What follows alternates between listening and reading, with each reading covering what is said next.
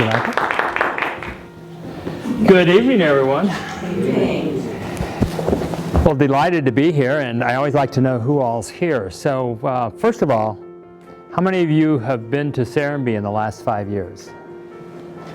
Okay, so most everyone. Well, those who didn't raise their hands, I need to see you right after my talk. You know, we want to find out why that is.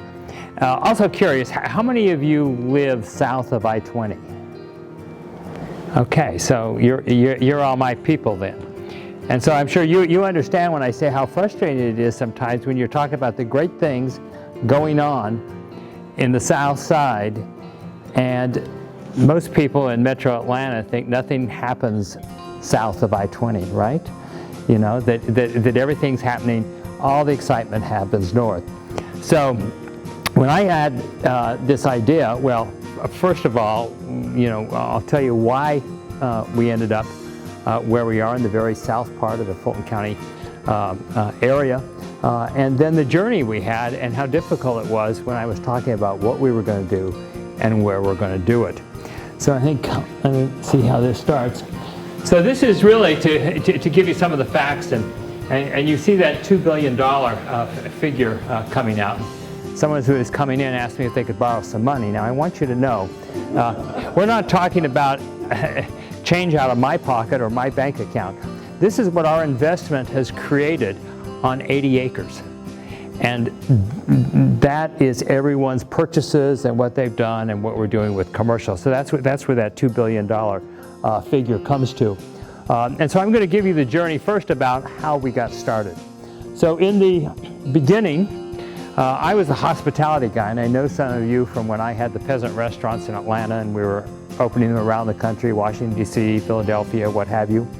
Living in Ansley Park, serving on various boards, and life seemed just perfect. We weren't looking for anything.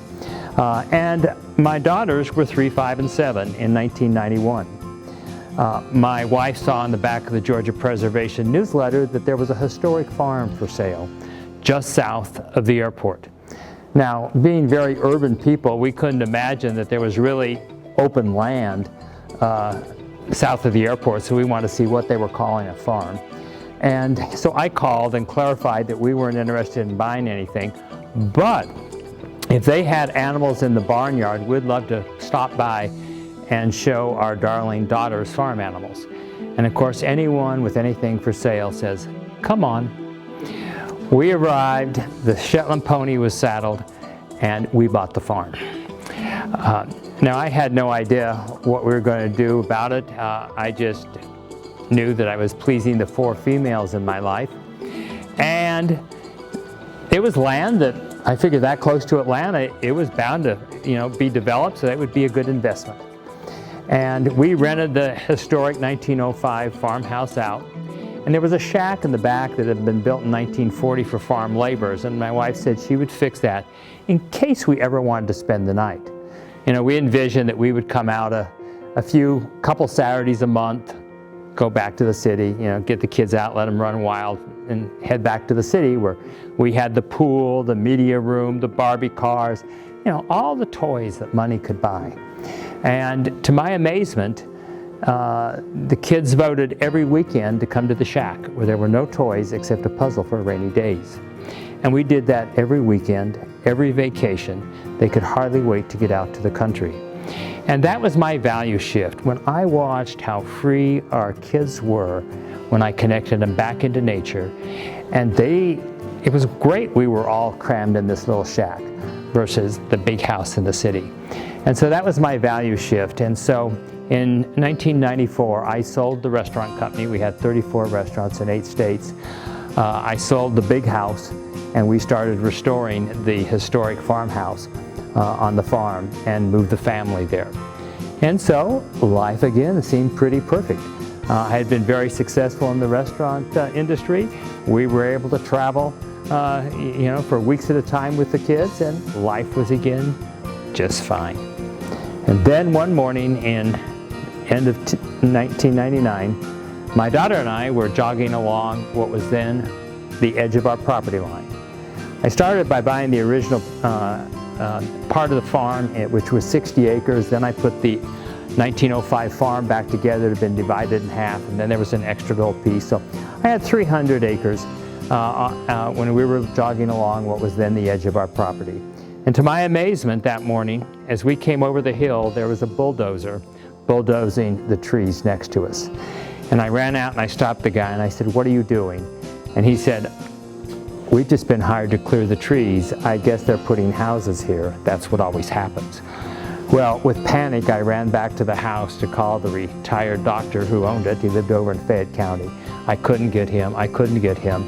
And so I started calling other large landowners to see if they knew what was going on or if they'd had a developer trying to buy their land. And of course, I ended each conversation with, "If you ever decide to sell, give me a call." And so 5 weeks later, I had another 600 acres under contract. All sorts of reasons why people had to sell. Some had been in the families 2 and 3 generations. I finally got the retired doctor to answer, and he shared that he had sold it to someone down the road who wanted to put a little pasture airstrip in for his prop plane. So the immediate threat of housing in my backyard was over, but it was my wake-up call that yes, we were in the path of development, and it was time to do something about it. And I now had 900 acres, and what were we going to do with that? A dear friend was Ray Anderson. Well, I'm sorry, so I knew urban sprawl was headed our way, and I certainly didn't want this to happen to what we'd found as the rural paradise. A good friend was Ray Anderson. If any of you are the environmentalists, Ray formed Interface Carpet. When the White House in the 90s formed the Council on the Environment, he was the first chair. And so we were having dinner with Ray and his wife one night, and I said, "Ray, what am I going to do? You know all the smart people. Who can come out here and help us figure out how to keep this from turning into urban sprawl, but yet protect the value?" And so Ray asked the Rocky Mountain Institute to help. And in September of 2000, they assembled 23 thought leaders for 2 days. Georgia Tech documented that they were all impressed. These were some of the real voices of the environmental movement. We forget how far that's come. 20 years ago, there were just a few voices screaming the concerns. But it was sort of a scattered, we didn't know what to do. I think today, while there's still a lot of work, we pretty well know what we need to do in that movement. But back then it wasn't. Put things in perspective, in September of 2000, the first LEED building had not been certified. The program hadn't even been rolled out yet. So that's where we were in that entire movement.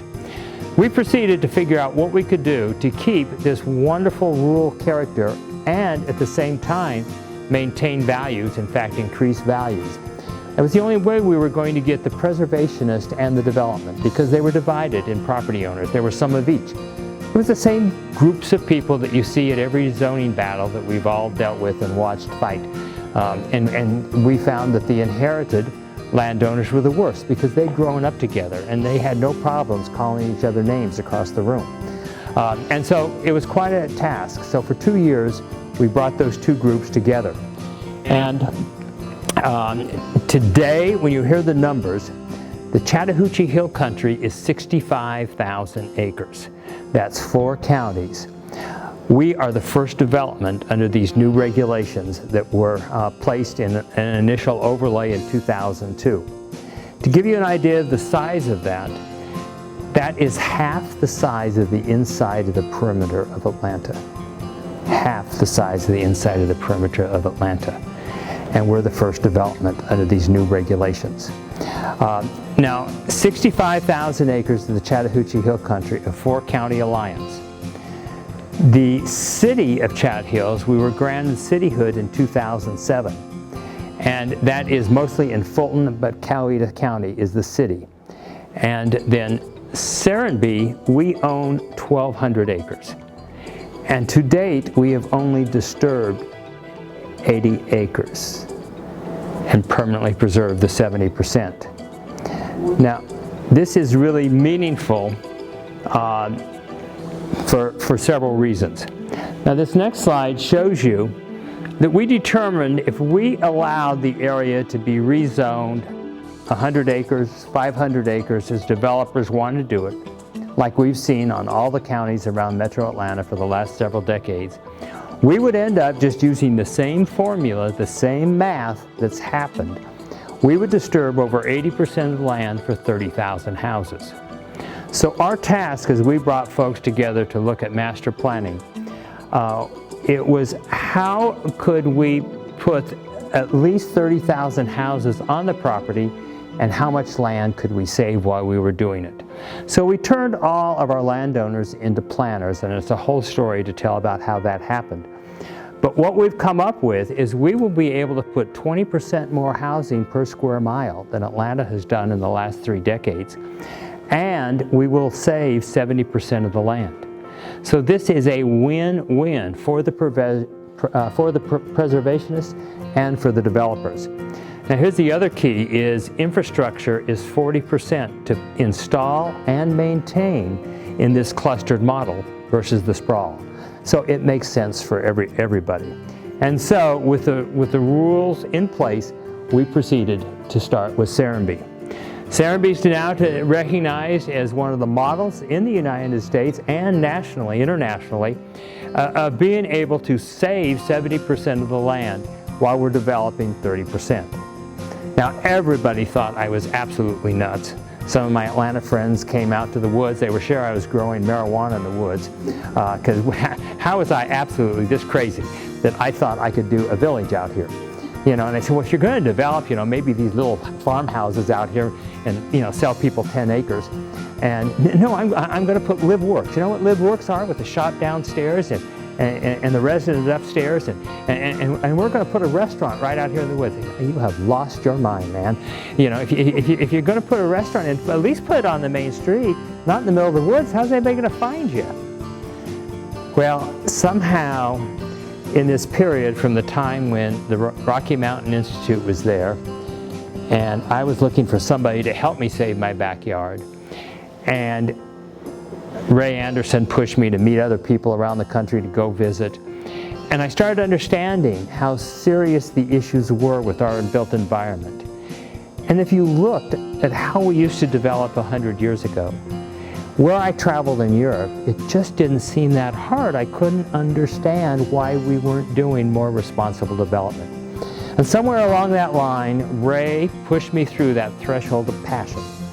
And so it became a point that even though everyone said I was crazy, everyone said we couldn't do it, it became something that I felt we had to do, that it was really important. It was more than just saving our backyard, and it was just that incredible feeling. And it seemed an impossible task. I mean, when I was in the hospitality business, I served on a lot of great boards. We tried to do a lot of things. I had a restaurant 7 blocks from the U.S. Capitol in Washington, D.C. during the restoration of the Pennsylvania Development Authority on Pennsylvania Avenue in the 80s. I had a great Rolodex, and you could get very little done. So I was not in some fantasy that we were going to really change things, but yet there was a real passion that we just had to do this to save the backyard. And so you can come to Serenbe now, and you'll see we're that mix of rural and urban.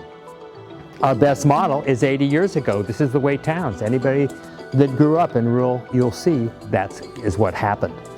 Serenbe, we have 4 key areas that we look at: arts, agriculture, health, and education. So in addition to clustering together and connecting to nature, 2 key things now the studies are coming out about health and mental illness, or mental health, is connecting to one another and connecting to nature are 2 of the key things. And yet we've been building places for the last several decades that remove us from both. So we connect people to people, we connect people to nature, and then we bring art, food, education, and we end up with wellness. So those are the 4 components. We also understand, because we were at the beginning of the real movement for environment. So the Blue-Eyed Daisy, if you've been there, it remains the smallest silver LEED certified building ever certified. Generally, a building that small, you don't do it. We were the test community for Earthcraft, and every house and every building now has to be certified by one of those 2 or another certified program that shows that everything's environmental. That's a responsible Overall, we have reduced demand by 35% on all of our buildings, and now geothermal is mandatory, and that will take us to about 65–70% that we're reducing demand. Next challenge is to make everything solar, and we'll be a net zero place. So we're really environmental. It's water conservation as well. A lot of things come into really conserving to really truly be sustainable. All of our other programs are sustainable, whether you're talking about arts, farms, well-being, businesses. It's economically sustainable and sustainable in watching our energy sources. This gives you the 5 phases. As I say, that map is about 500 acres. That shows you Selborne, which is in the lighter blue color, and that's with the focus on the arts. You have then down here in the red is the farms, and those are all the farm side, and that's a real focus on agriculture. The general store, the blacksmith shop, and all are there. Then over to your left with the yellow ring is Motto, and that's focused on health that we're building out right now. And then down below that is an extension of that, phase 4. On the Coweta side, we'll be doing 300 Victorian cottages around a park. There's a real focus on play there. And then we're doing an education campus over there on the purple. So we've got a lot of great things to do. We're probably 20% when you consider what all is there. We do have major locations for 3 to 5 million square feet of office space. So this is a true, total mixed-use, multi-generational community. Selborne was the first to cut ground, and that's with a focus on the arts.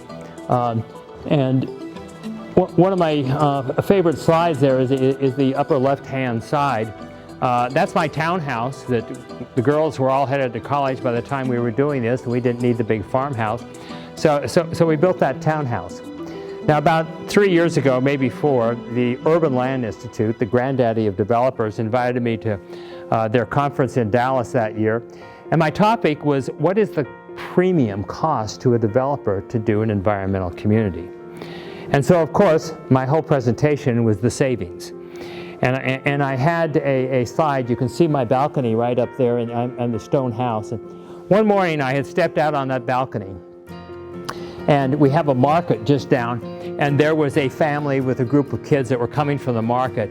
And all those grasses, that's all seen, natural weeds and grasses and wildflowers blooming. And the wildflowers that spring were just beautiful, and this family had posed at the edge of the market to get all those wildflowers in the background. And then about midway through, there was this young couple in love, and they had stopped. They were getting a selfie posing, so they had all the wildflowers.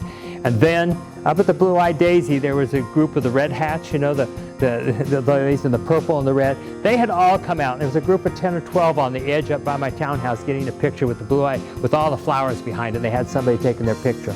And so I, from my balcony, was able to take a picture of all those.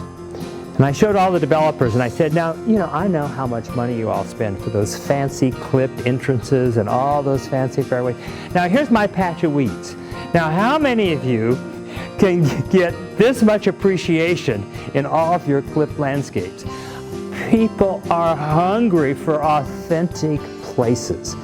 And a group of weeds with wildflowers gives you that. Ryan Gainey, a dear friend who had done all this, he wrote the book, The Well-Placed Weed. And I think that's it. We've sanitized our life so much that we've lost a lot of the vitality in it. And Serenbe represents that and connects with the authenticity that we have in many ways. Our arts, we understand how important arts is to our soul. And so we commission artists to do our street lights, our trash cans, our benches. We employ craftsmen to do the work. And we don't only want to give support to it, but we created the Serenbe Institute for Art and Environment, and there's a 1% transfer fee for every time any house is sold and resold. And so we are able to support the arts, and we have some of the most outstanding arts. How many of you have been to a theater production? Okay. Now you know, do yourselves a favor. Get season tickets because it is nationally known for the arts, and we're opening with Shenandoah here just in a couple weeks. So come on out, doing hair, lots of great things. So we have the galleries, art galleries, culinary events. Go to our webpage. We have a full calendar. You can do something almost every night at Serenbe. There are 3 events going on right now tonight alone from culinary and arts. But to show you what a leader we are, last week, Fast Company named the Playhouse one of the world's most innovative companies. Now, isn't that amazing? All that happening just south of you. One of the world's, not nations, world's most innovative companies.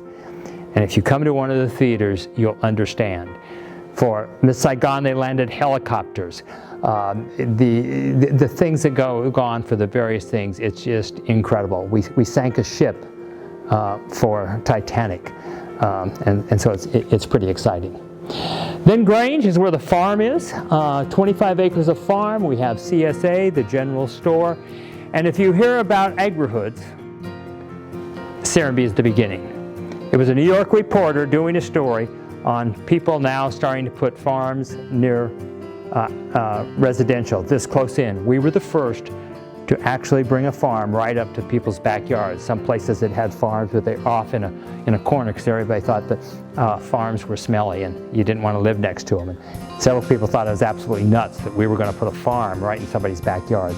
We did, and now that's called the agri-hood movement, which is a huge movement now. In fact, the Urban Land Institute is going to start doing classes at Serenbe for developers on how to do it.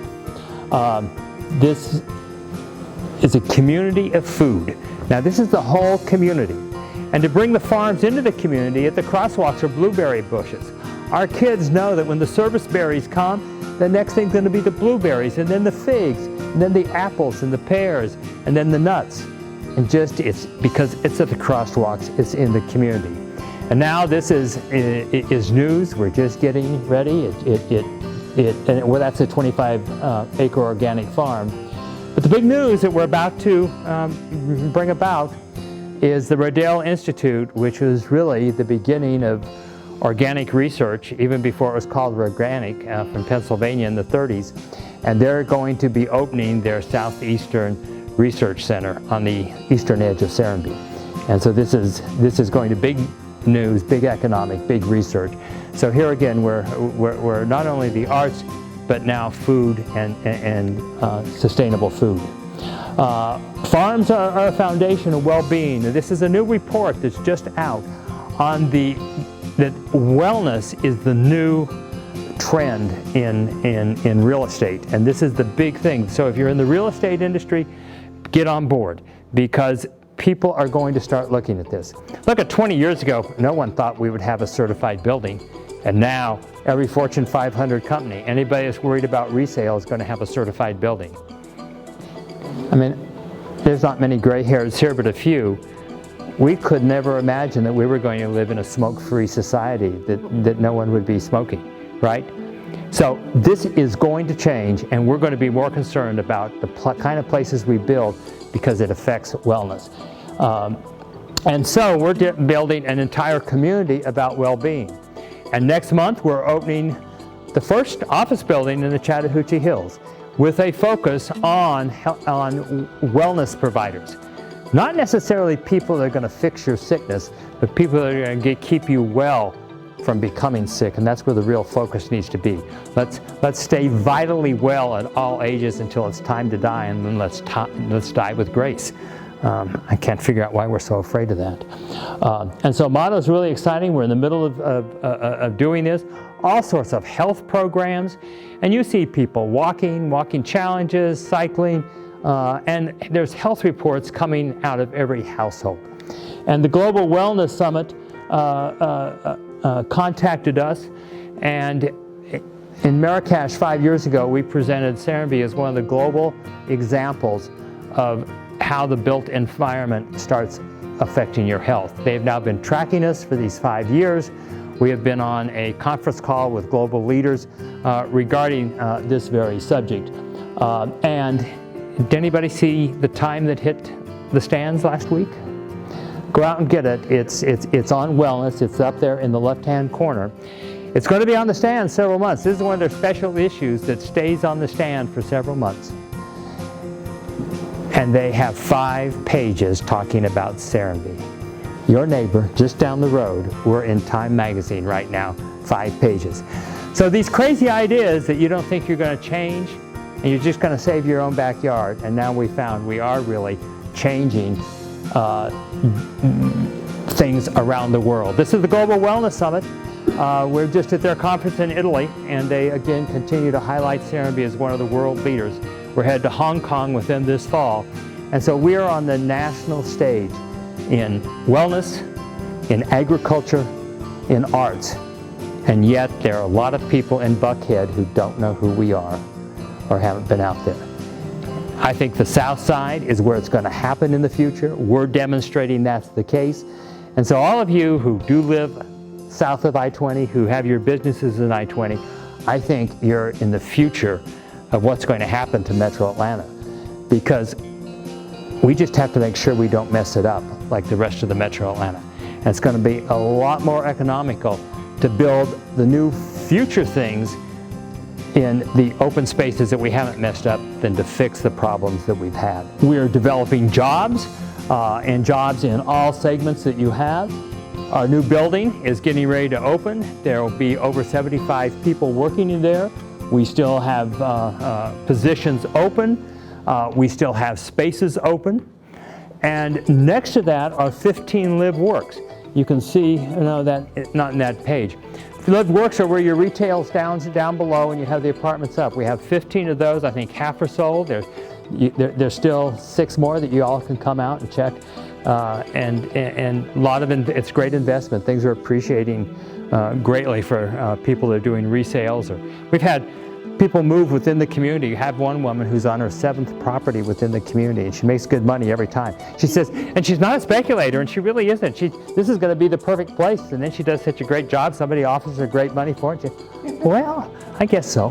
And off she goes, So she's having a great time. So this is, it gives you an idea. We're going to be doing a lot more. We have hotels on the drawing boards. Again, I'm struggling to get the bankers to believe that we can do all this out there. So it's constantly a struggle. South of I-20, people, the bankers don't even know where it is. And it's been this way all the way through.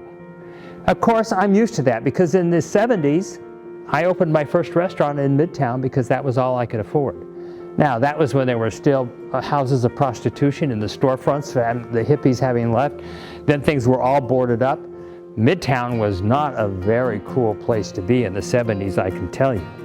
But I realized it was the only place in town that had a grid. And then the MARTA plans. And so I was there for the opening of the MARTA stations in Midtown. And I bought land in Midtown because I believed in it. I became head of the alliance.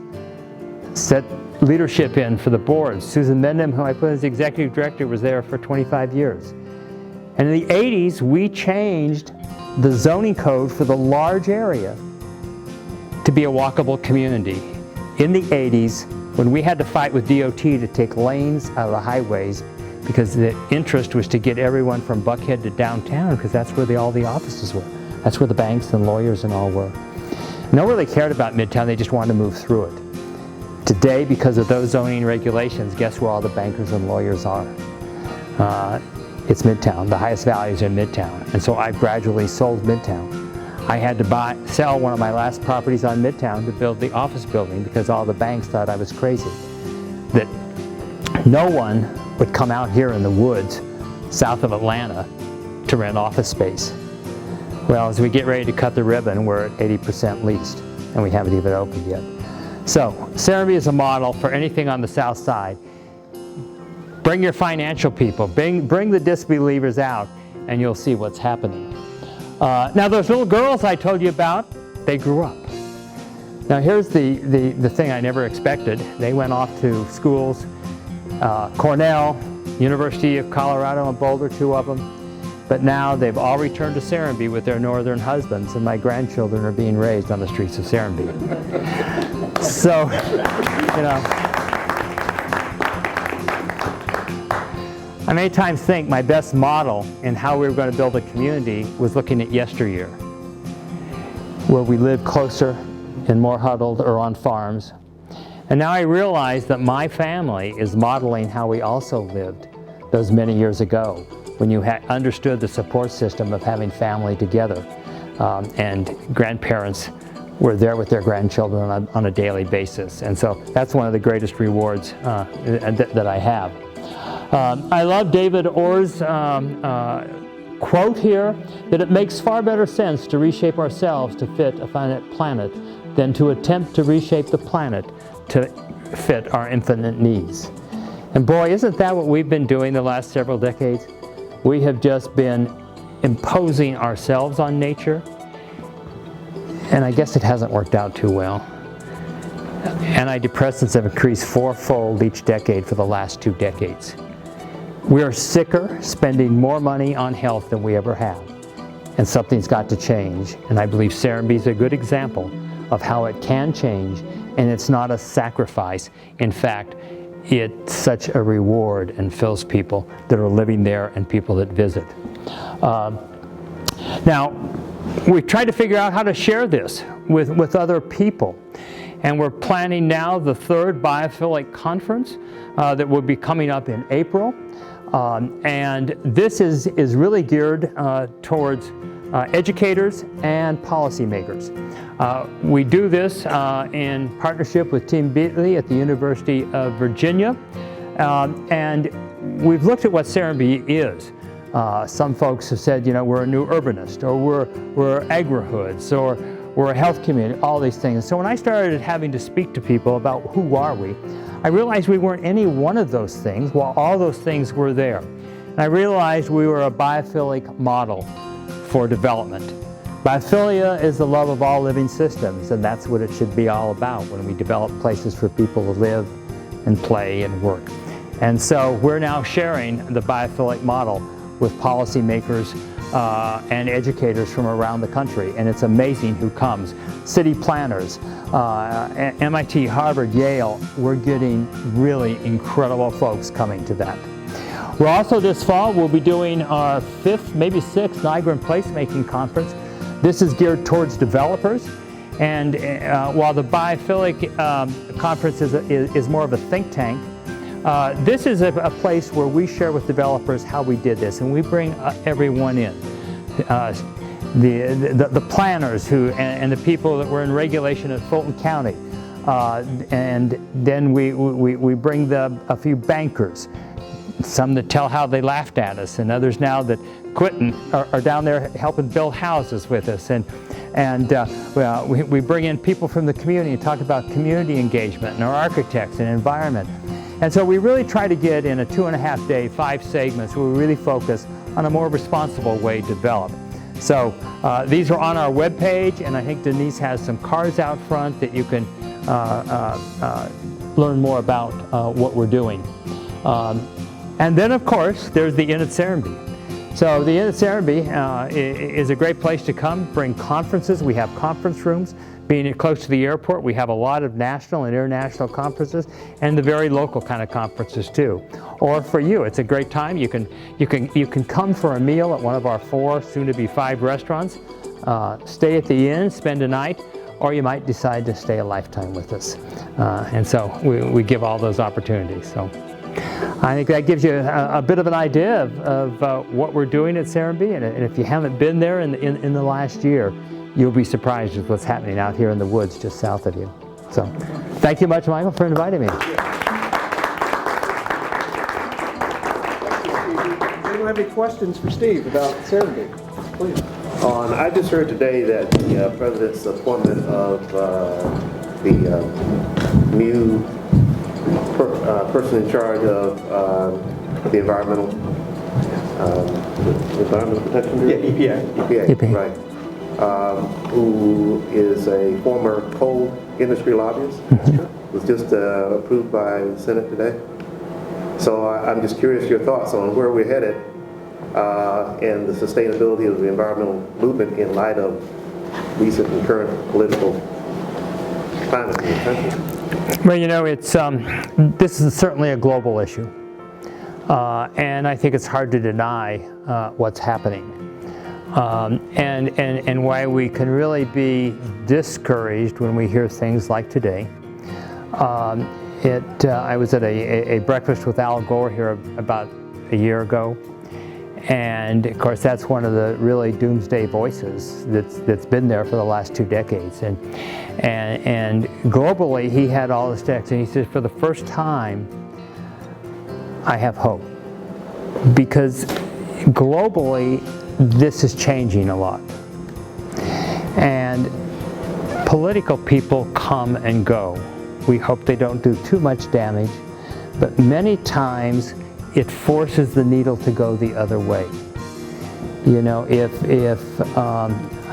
I think it's a lot of times the terminology, or we should all be concerned.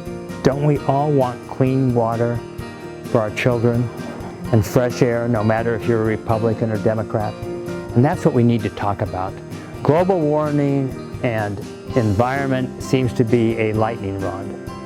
And so I think those that are concerned, we have to change the conversation. But I think it's just undisputable of what's happening, and I think things will change, and I think those of us that have concerned, we've got to come out and vote. The people that are in office, if you don't agree with them, it's only our fault that they're in those offices. And those that are doing things that are possibly going to be harmful, hopefully the good news is that's going to wake up a greater electorate. And I think we're starting to see that. And that's what I hope is the positive thing that comes out of that. You know, it can get really discouraging if you deal with what's happening today. But this planet is resilient.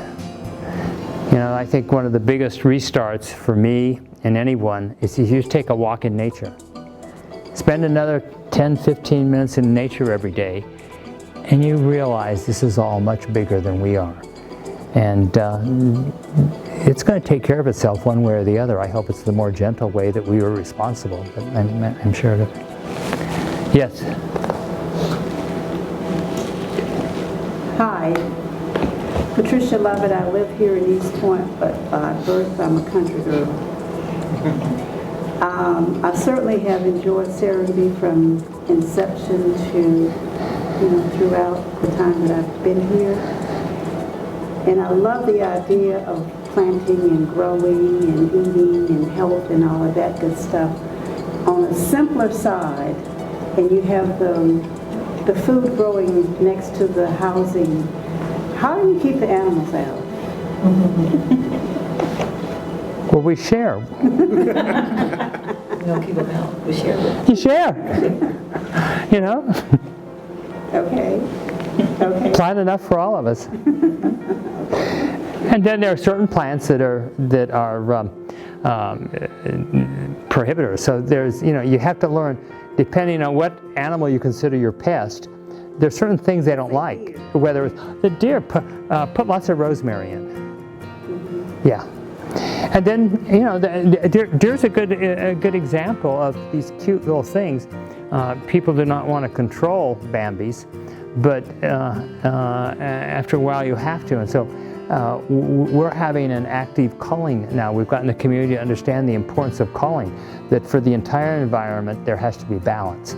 And the deer have gotten out of hand and too many.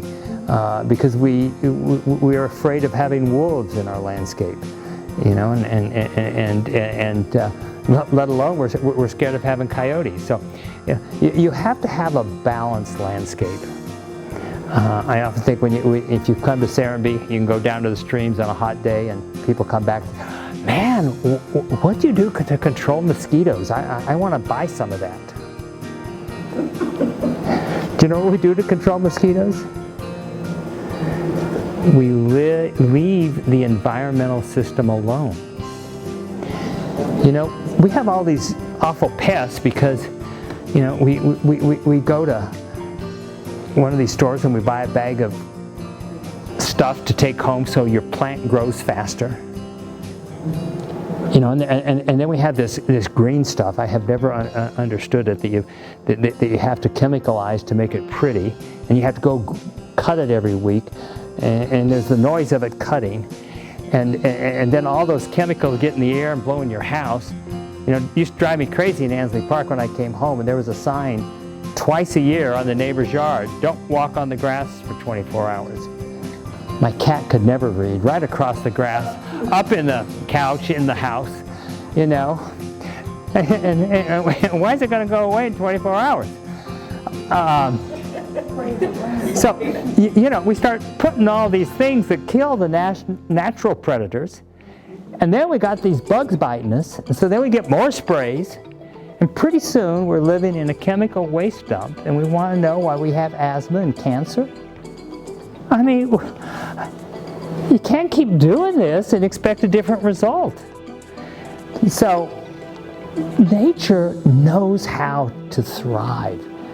We just need to leave it alone and respect it and not asphalt it over. As you can see, I can become a preacher real fast. I can get on my soapbox, you know. What does Serenbe need, and what's the population? Thanks. Those are both great questions. When we started coming out to the country every weekend, as I told you, we found that when we slowed down to simply be, we found the serenity we had been searching for. And so we named it Serenbe. We have about 700 people living in Serenbe now, with someone new moving in about every week. About 200 kids. National average, those 200 kids, we should have 15, 16 with asthma. 3 so serious they had to visit an emergency room. None. It's getting beyond the fact and statistics that it's not a bunch of my kooky friends. This is bigger. People are moving out from Atlanta that has respiratory problems. Older people. We're a demonstration that it does make a difference. And we can do simple things. No matter where you live, you can do simple things to start changing it. My name is Marissa Miller, and my husband and I actually own a 4.5-acre micro farm in the Chat Hills area of South Fulton. Yes. So when we first moved out there, of course, one of our very first family trips was out to Serenbe. So we love it. Thank you. We love it. My question to you is around education. You just mentioned about the families with little people. We are very fortunate to have 2, a 2-year-old and a 6-year-old. So can you talk a little bit about the Montessori school that's on site, as well as Serenbe's relationship to the Chattahoochee Hills Charter School, and just kind of what the education landscape looks like? So education's a huge thing, and we have a lot of plans to do a lot more. But on property, we have a Montessori school that's now Acton Academy. Acton Academy is a program that we have bought a license for, and I'm not the person that can tell you best, but what I see is it's believing that our kids need to be exposed to many people in many disciplines, and it isn't always a college-educated, degreed person in education that is the best. And so it's to bring a lot of people in. The key is the test scores, and to get these young people really excited about what's going on. So we have them in 2 storefronts in Grange now, and there's a campaign. We're building them a new campus in Motto, to where they'll be able to have animal pens right there. And so it's really going to be great. Now that's still a private school. Because we've been very, very active in scholarship programs, and they're doing great scholarships, so we're making sure that we have a good balance of folks that can come there, some that can't participate in those private schools. The community as a whole, we felt that education was a huge thing, and so we moved forward to create a charter school. And that came from the leadership of Serenbe, the funding came from Serenbe, and we built this under the principles of Richard Louv. You know about Richard Louv? He wrote the book 11 years ago, Last Child in the Woods. When the book came out, I sent Rich a note and said, thank you, because you've given voice to what we intuitively knew, 10 years earlier when we moved our family out there, and become great friends with Rich. And so we built the school under his principles, and so there are no halls. There are cottages in the middle of the woods, and all the students, part of your uniform is you have to have climate-friendly weather or uniform, because you have to spend 1/3 of every day, no matter what the climate is, outside. Now here's the great news, and if you want to learn more about it, one of the greatest things is go to YouTube, look for CBS Sunday Morning, Chattahoochee Hills Charter School. CBS flew Richard Louv to the campus to interview him. Have you seen that interview? Why was CBS interested? I mean, there's charter schools that open. In our second year, we had the greatest test score. Now, a lot of these kids came from Palmetto, from Fairburn. In Palmetto, 96% of the kids are on free or assisted lunch. So that gives you an idea of where they're coming from. So the basis maybe was lower. But we had the highest improvement in test scores at the end of our second year than any school in metropolitan Atlanta. But that isn't why they came and wanted to talk to us. Guess what it was? Do you know how many days the average kids in Metro Atlanta miss due to illness? 13. The state's even higher. And this is a national issue. Kids are not going to school because they're legitimately sick. Our absentee rate is so low that it rounds out to 0, and they wanted to know how we were doing that. We hired the school nurse from Palmetto Elementary, and she says, I saw those same kids 3 years ago, and they were legitimately sick. And I'm sure they have the same parents, most of them living in the same house, and they're not sick. What was happening? They were spending the majority of the day outside. They weren't going in halls. They weren't handling chair rails. And their mental attitude was different. And now studies are coming out that what you expose yourself to, whether it's nature or beauty, changes our mental attitude. You know, the Medical Association saw these researches several years ago, and that's why all hospitals now are putting big windows in. And you can put them in, you know, the new lead hospital in Noonan, Piedmont Hospital. It's big windows overlooking a future garden. Documented facts that what we see, and now there's more reports on beauty, changes our mental attitude. And our mental attitude actually changes some of the prime diseases. This isn't just sort of, and the documents are coming out. So what we see, how we think, is affecting our, and these kids are healthy. That's one of the best examples of how this affects, no matter where you live or where you are on the economical scale. It's all there. So we're doing a lot there. Now the problem is there's 500 kids there with a long wait list. Most kids at Serenbe can't get in because there's such a wait list, and it comes from all over. We plan to do a lot more with education. We're talking now about an international boarding school, an international school with a boarding component. The kids could come from all over. So we believe in education from the time, you know, parents have conceived until we death. You know, at the other end, we need to teach our population how to die. We're bringing in a death doula. We have a community care group that comes around people. We have 2 people who have died at Serenbe and they've never left. The communities come around to support the caregiver and the spouse. So no matter what your age, where you are in this spectrum, there's something to learn at every age. Thank you. Any other questions? Thanks, Steve. Thank you.